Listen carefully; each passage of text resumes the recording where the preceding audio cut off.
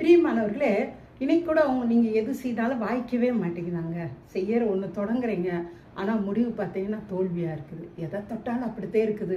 எந்த காரியத்தை செய்தாலும் வாய்க்கவே மாட்டேங்குதான். சிலருக்கெல்லாம் திருமணம் செய்தால் அது சண்டையாக போகும், வேலையாக செய்தால் நஷ்டமாக போகும். எல்லாமே இப்படி பிரச்சனையாகவே இருக்கும். படிக்க போனால் வரவே வராது, இப்படிதான் சொல்லிக்கிட்டே இருப்பாங்க. இப்பேற்பட்டவங்களுக்கு தாங்க இந்த பதிவு.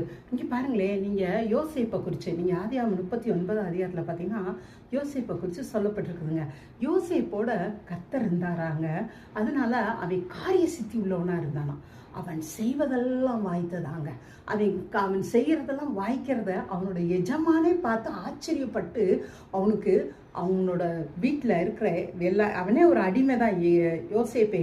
ஆனால் அங்கே அவன் போத்திபார் வீட்டில் இருக்க வேலைக்கு இருக்க எல்லாருக்கும் தலைவனாக அவனை வச்சுட்டாங்களாம். அதாவது அந்த வீட்டில் இருக்கிற எல்லாத்தையும் விசாரிக்கக்கூடிய ஒரு ஆள் யாருன்னா யோசேப்பாங்க. அந்த போத்திபார் அவனோட அதாவது யோசேப்போட எஜமான் போத்திபார் அவனோட உணவை தவிர மீது எதையுமே அவன்கிட்ட விசாரிக்க மாட்டானா. அந்த அளவுக்கு ஒரு நம்பிக்கைக்குரியவனாக இருந்தானாங்க யோசேப்பு. அந்த அளவுக்கு அவன் செய்கிற எல்லா காரியமும் வாய்த்துச்சாங்க. இன்னைக்கும் நீங்க கர்த்தரை நம்புங்க. அவர் உங்க கூட தாங்க இருக்காரு. அவர் உங்களை விட்டு விலகவே இல்லை.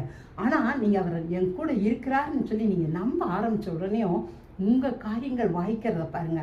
அவர்கிட்ட பேசுங்க. அவரோட பேசி பேசி உங்களோட காரியங்களை செய்யுங்களே, முற்றிலும் ஜெயம் கொள்ளுகிறவர்களாக இருப்பீங்க. கடவுள் உங்களை ஆசீர்வதிப்பாருங்க. தேங்க்யூங்க. God bless you.